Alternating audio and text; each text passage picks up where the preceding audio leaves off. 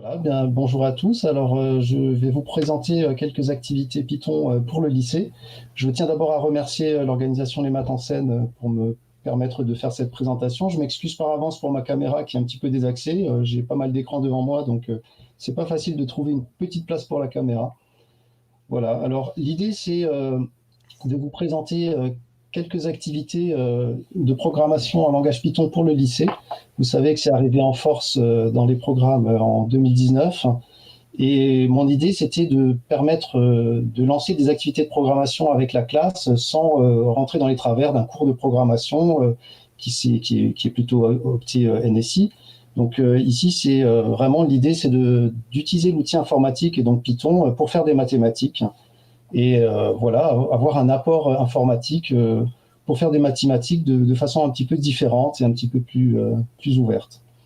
Alors, l'adresse pour le site, je pense qu'on va vous la partager dans le chat. Vous pouvez éventuellement essayer de suivre les activités en même temps. Alors, je ne suis pas sûr que ça va être facile, sinon je vais vous les présenter directement sur l'écran. Sur un écran, ce sera peut-être plus simple. Alors, au niveau de la présentation, je ne suis pas sûr que tout le monde connaisse, donc une brève présentation de l'outil qui est utilisé. Ce sont des notebooks Jupyter. Donc, ce sont des formats qui permettent d'alterner des zones de programmation Python et des zones de présentation en HTML, Markdown, qui permet des introductions de LaTeX, d'images, de GIFs, de vidéos également, même d'images dynamiques. Donc, c'est un format qui va permettre d'avoir une activité tout en un, où on programme directement au sein de l'activité. Alors moi, je vais les démarrer en local. Si vous les démarrez via le site, vous allez être redirigé en fait vers un serveur Binder qui va lancer l'activité pour vous. Alors, il est possible qu'il y ait des déconnexions si vous faites ça de temps en temps. Si c'est le cas, il faudra relancer l'activité. Alors, par la suite, si vous voulez savoir comment ne pas perdre tout votre boulot à chaque fois, vous avez un petit mode d'emploi ici en haut à droite qui vous expliquera comment sauvegarder régulièrement votre travail. Voilà, donc vous voyez qu'il y a quelques activités à disposition. Alors, on va prendre quelque chose d'assez classique que tout le monde connaît. Ça m'évitera de présenter l'aspect mathématique trop en détail. Donc, la méthode des rectangles, par exemple.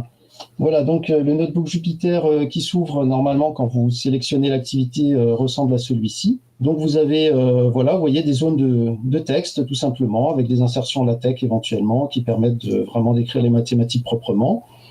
Et vous avez des petites zones de programmation Python qui sont insérées au fur et à mesure des questions, du déroulé des questions. Donc c'est très progressif. Et l'intérêt de cette présentation, c'est qu'on va pouvoir utiliser les fonctions écrites par les élèves dans des fonctions plus complexes qui, elles, éventuellement, sont données à l'avance, sont produites. Alors, comme une activité mathématique classique, je dirais, on peut démarrer avec papier-crayon, bien évidemment. On va produire une petite figure ici à l'élève. Donc là, c'est la fonction exponentielle de moins x carré qui a l'intérêt de ne pas être primitivable facilement. Donc, on veut évaluer l'intégrale de cette fonction entre 0 et 1.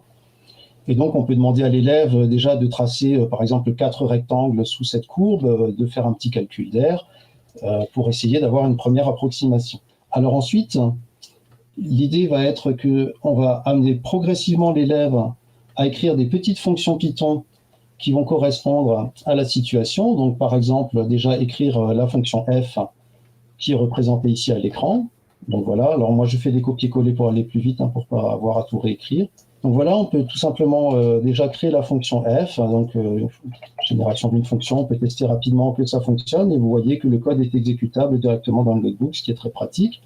On peut ensuite demander, évidemment, puisqu'on va avoir des aires de rectangle à calculer, eh bien, de créer une petite fonction de calcul d'aires de rectangle. Et là aussi, on peut faire des petits tests rapides pour s'assurer que la fonction, voilà, s'applique correctement. Alors, une fois qu'on a fait ce petit travail de définition de la fonction f et de travail de calcul de l'aire du rectangle, on va pouvoir demander à l'élève, évidemment, de calculer l'aire demandée.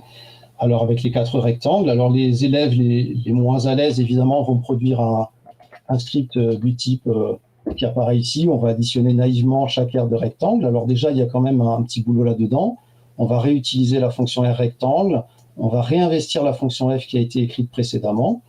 Et puis, cette écriture qui est là, même bien que naïve, elle donne déjà l'idée d'une boucle qui va apparaître ici pour faire le calcul de façon automatisée.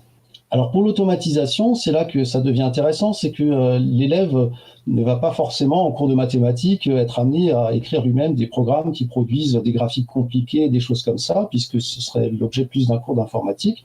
Donc, on peut lui fournir une fonction toute faite, comme vous voyez ici.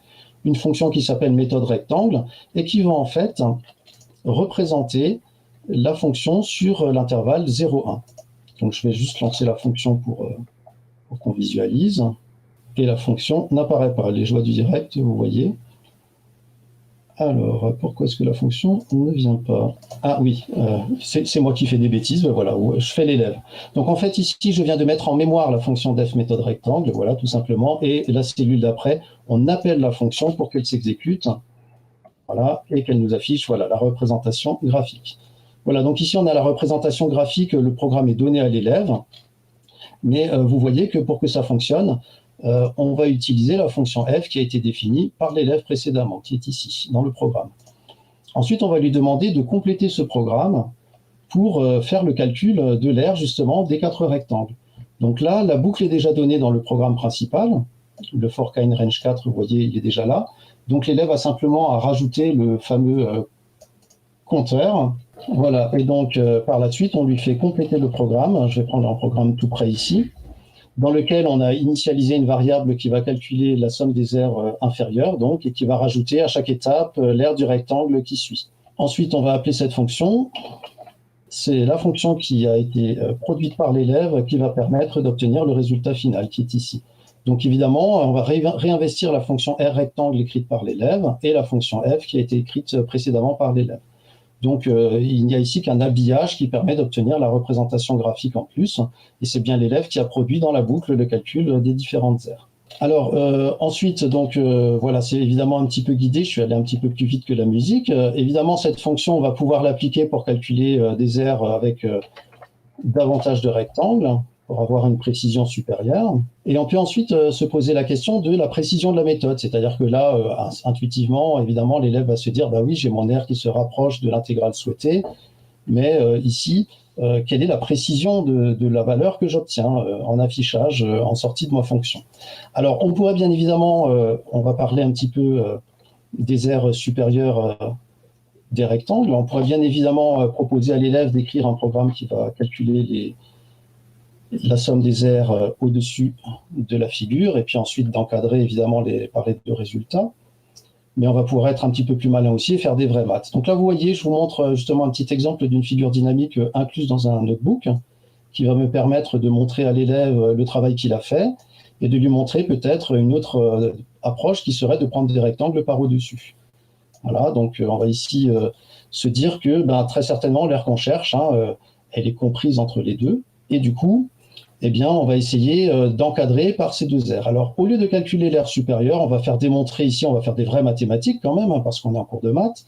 On va démontrer en fait que la différence entre les deux aires eh bien, va nous permettre de dire que l'aire qu'on a calculée précédemment, la petite, celle qui est sous la courbe, est une approximation de l'intégrale cherchée à 1 sur n près en réalité.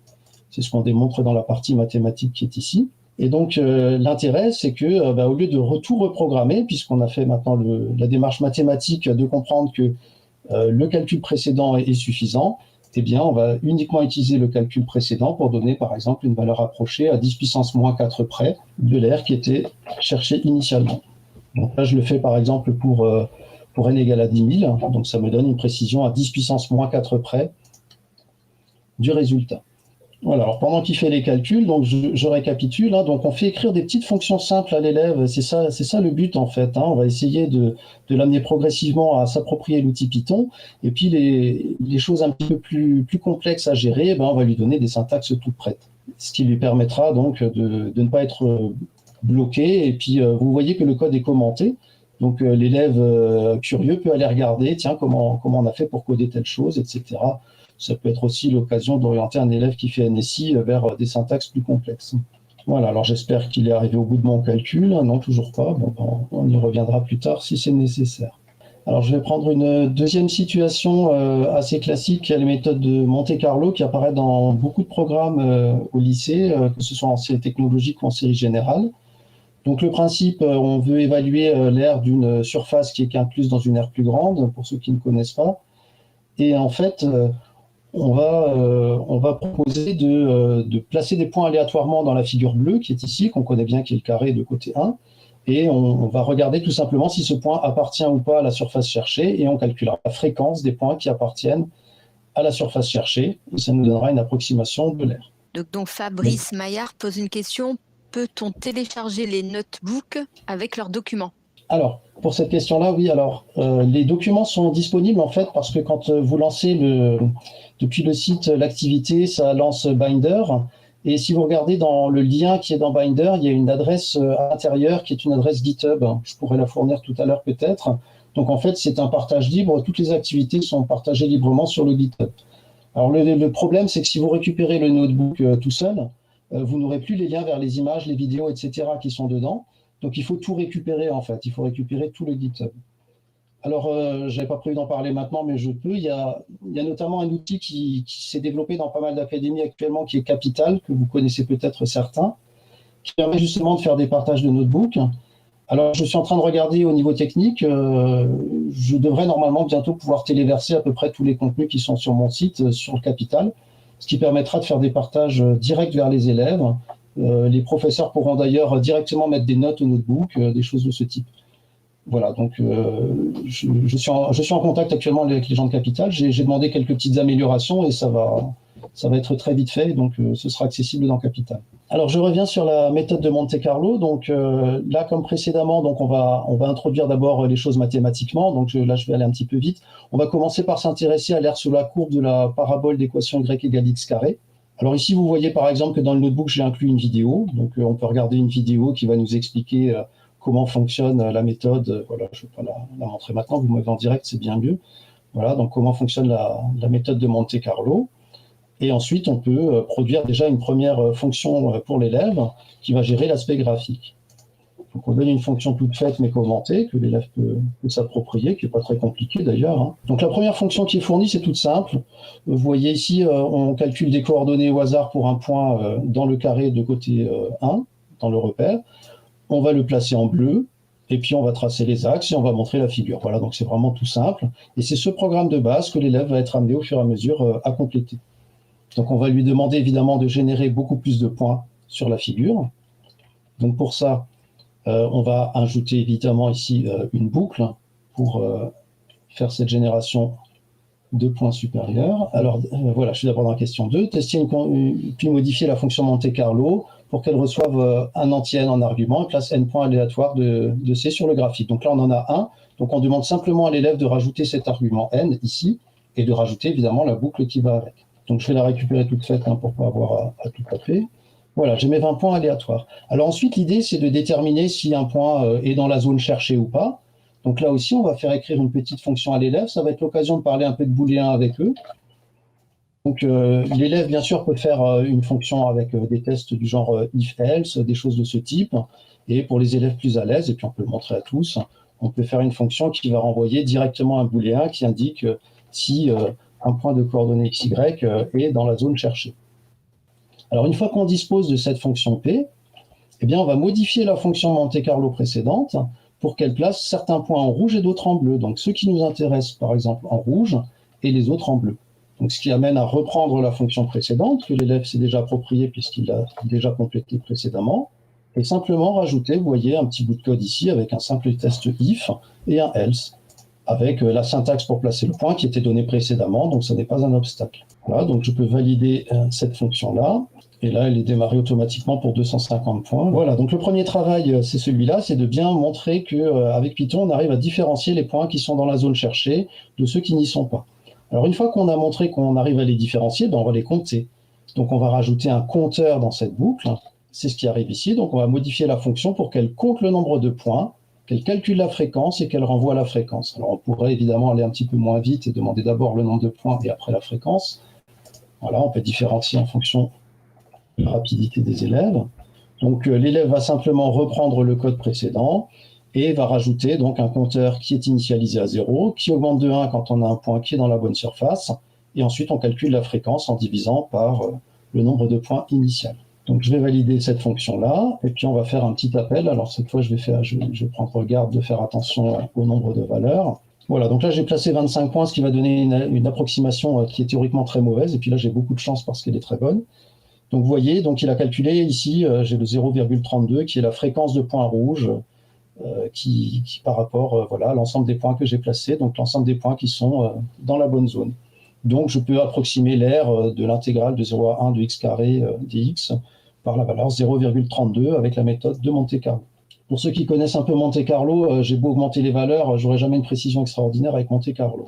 Et ensuite, bien sûr, on peut guider les élèves vers des activités un peu plus ouvertes où on peut leur donner alors déjà par exemple une autre surface, c'est ce qui est proposé ici, c'est en fait le quart de disque de centre haut et de rayon 1. On pourrait aussi tout simplement leur dire, utiliser cette méthode pour calculer l'aire d'un quart de disque de centre haut de rayon 1, et c'est à eux d'imaginer la bonne surface qui correspond. Alors l'idée ici, c'est que si l'élève s'est bien approprié la méthode algorithmique, il n'a pas grand-chose à faire, puisque la seule chose qui va changer dans la dernière situation, c'est la fonction utilisée. Et donc en fait, la seule chose qu'il va avoir à produire, s'il a bien compris l'aspect algorithmique des choses, c'est la nouvelle fonction P. Et s'il a mis en mémoire la nouvelle fonction P, une nouvelle fonction Monte-Carlo va permettre de faire l'approximation directement, puisque la fonction Monte-Carlo qui avait été définie utilise la fonction dans P. Donc la simple redéfinition de cette fonction me permet de réactualiser mon résultat. Voilà, donc là vous voyez justement, j'ai des points qui sont dans le quart de disque de centre haut de rayon 1. Donc j'ai une approximation de pi sur 4 ici qui est proposée. Bien évidemment, on peut prendre des valeurs supérieures.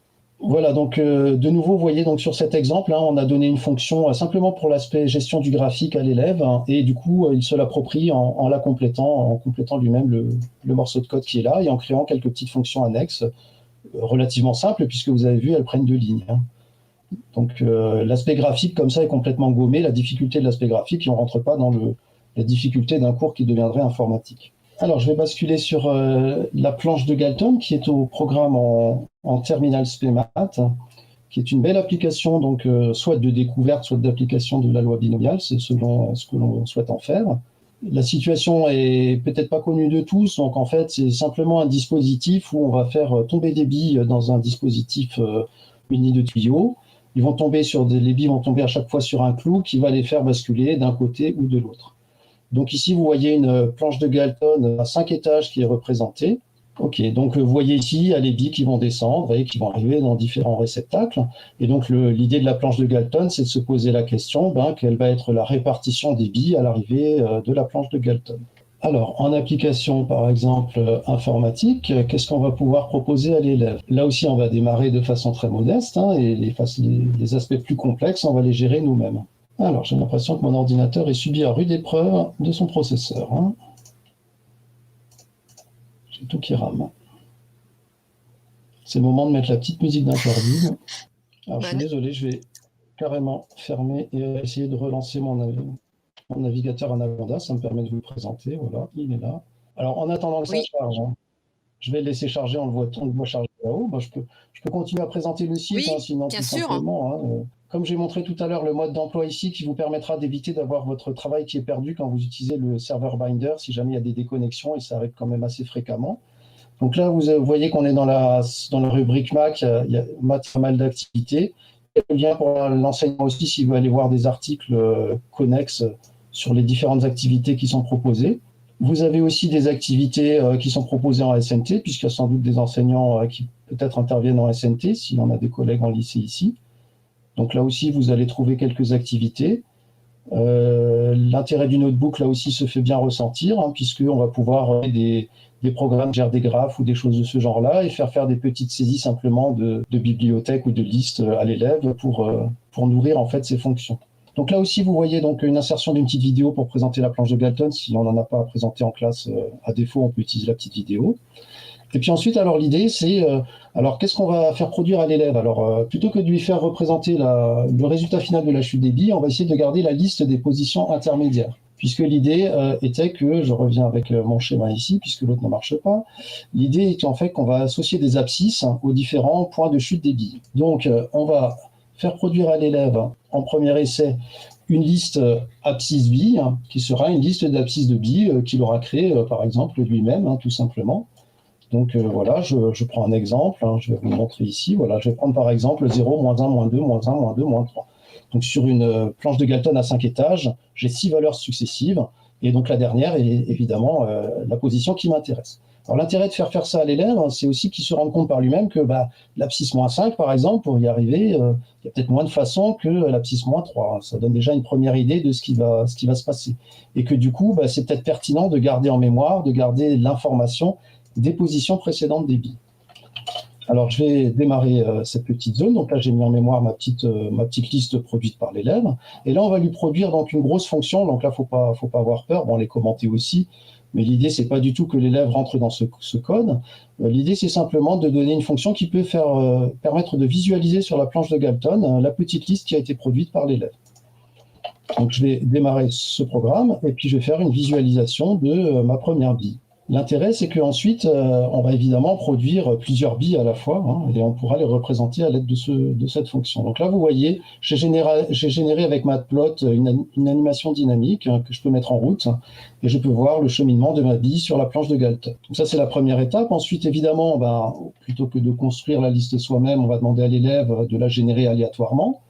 Donc là, on va lui fournir la fonction random, par exemple, lui expliquer un peu comment ça fonctionne. Et puis, on va lui faire produire une petite fonction qui va générer donc la liste des abscisses des billes sur la planche de Galton. Alors, dans un premier temps, on peut faire une fonction intermédiaire qui, quand on a une abscisse, calcule l'abscisse suivante sur la planche de Galton. Donc, c'est soit -1, soit +1 avec une probabilité de 1,5. Et une fois qu'il a produit cette fonction suivante, eh bien, il peut produire la fonction trajet qui est ici, voilà, qui va permettre donc de générer la fameuse liste. Voilà, donc là j'ai 0, 1, 0, 1, 0, 1, donc c'est pas forcément passionnant, mais voilà. Et donc je peux revisualiser évidemment sur ma planche de Galton. Alors le but de l'opération ensuite, c'est qu'on va créer une liste de trajets pour plus de billes, hein, donc une cinquantaine par exemple. Donc là également, l'élève peut être amené à produire cette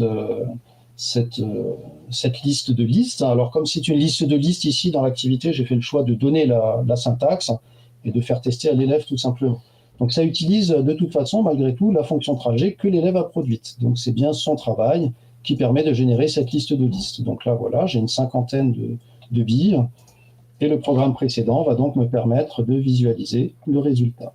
Voilà, je pense que j'ai de nouveau un petit peu trop de choses qui tournent. Alors pendant qu'il avance et qu'il fait les calculs, je regarde un peu la suite. Alors ensuite, on va avoir une interprétation mathématique de ce qu'on va observer, c'est-à-dire évidemment qu'il y a une accumulation de billes beaucoup plus importante dans certaines zones, que les fréquences ne sont pas toutes égales. Et donc ici, on va faire des vraies maths, hein, tout simplement, papier-crayon. Et on va par exemple prendre une variable aléatoire qui compte le nombre de fois où la bille est tombée du côté droit, par exemple. On va faire un tableau de la loi de probabilité et ensuite se ramener aux abscisses de l'exercice. L'activité proposera ensuite, alors je peux remonter, voilà. En tout cas, vous voyez, alors j'ai pas l'animation dynamique parce qu'il m'a produit une petite erreur, je pense qu'il y a vraiment un conflit quelque part.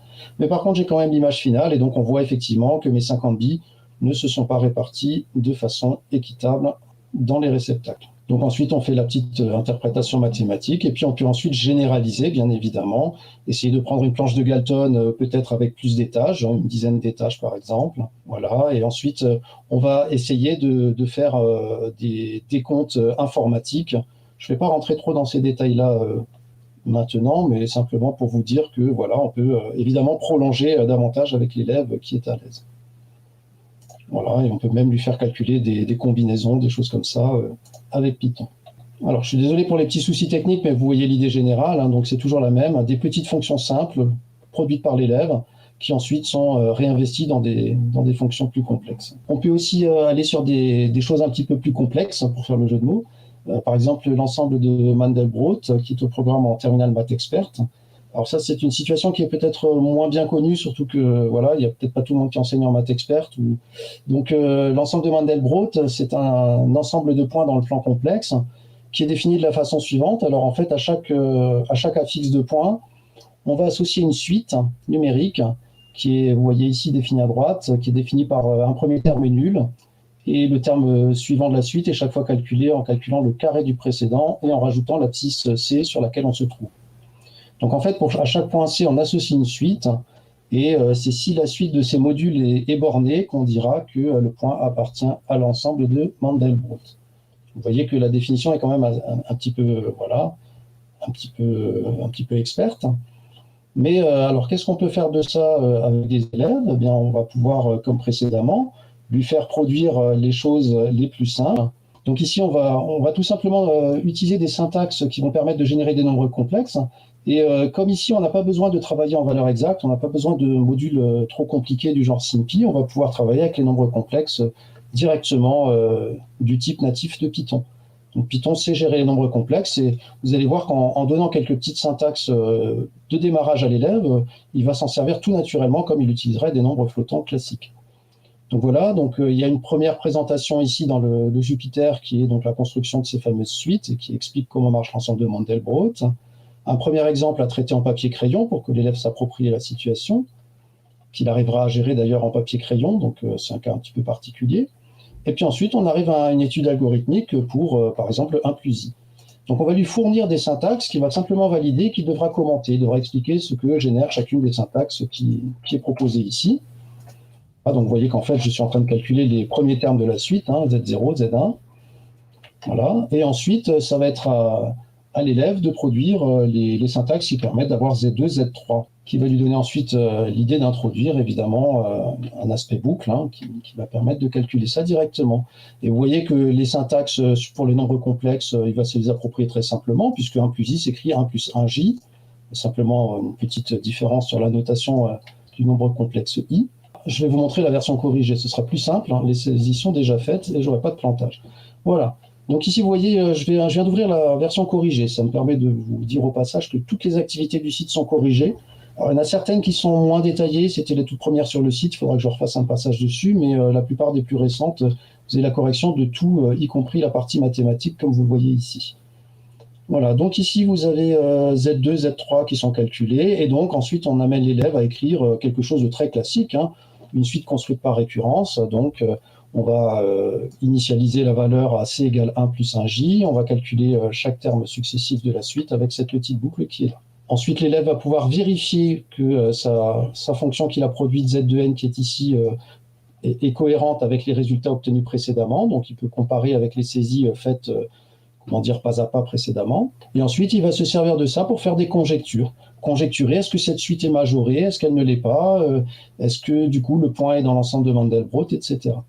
Une fois qu'il s'est approprié un petit peu ça, qu'il a compris ce que c'est un point dans l'ensemble de Mandelbrot, eh bien, on va lui demander d'améliorer un peu sa fonction pour pouvoir s'en resservir dans la fonction plus conséquente qui arrive derrière. Donc, on va lui demander tout simplement de rajouter un argument qui sera la valeur C dans sa suite Zn.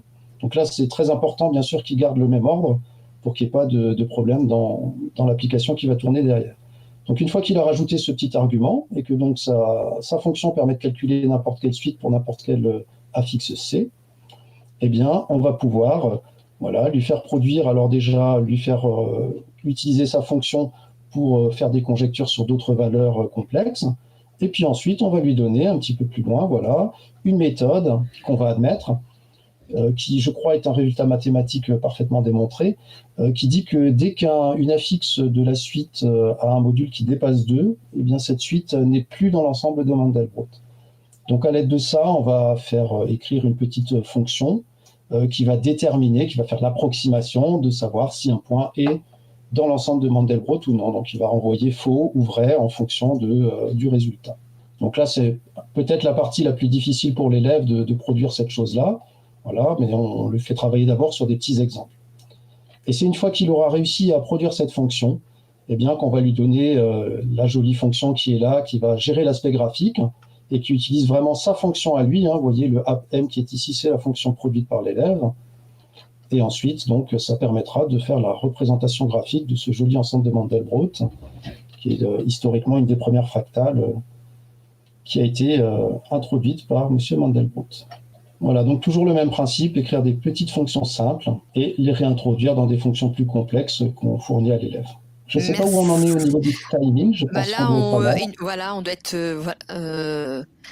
On peut voir s'il y a des questions. Tu pourrais peut-être conclure et puis voir s'il y a des questions. On va passer après à l'atelier suivant. Je remercie l'ensemble des enseignants et enseignantes présents à ton atelier. Franck, je te remercie beaucoup d'avoir accepté de présenter les ressources qui sont très riches pour nos collègues. Et donc là, on va passer à une interlude pour pouvoir avoir l'intervention de Pascal Lafourcade, puis après de Sylvie Bunzoni et de Eleanor Bellods.